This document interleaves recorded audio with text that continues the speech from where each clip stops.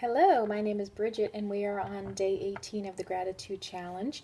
We are going through my book, Every Day is a Gift. On day 18, I talk about a trip that I had gone on for work a few years ago. It was a business trip to Boston, and the trip was over. This was when we were on our way home.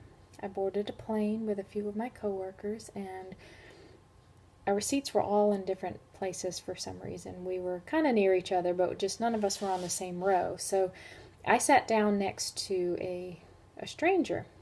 It was a lady, and she looked very sad. But once we got going, she started talking to me, and after that, she didn't stop talking to me. She talked to me the entire flight from Boston to Jacksonville. And she told me so much about her life.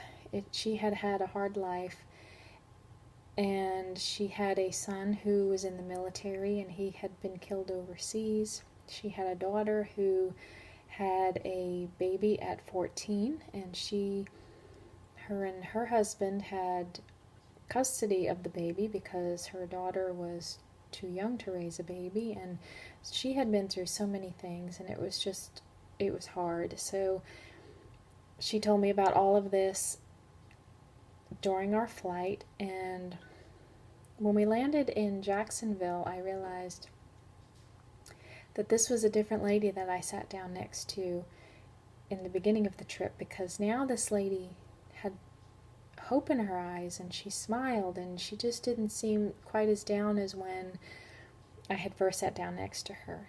And I realized that talking and, sharing her story with somebody had helped her, and it had helped relieve some of the pain that she was feeling.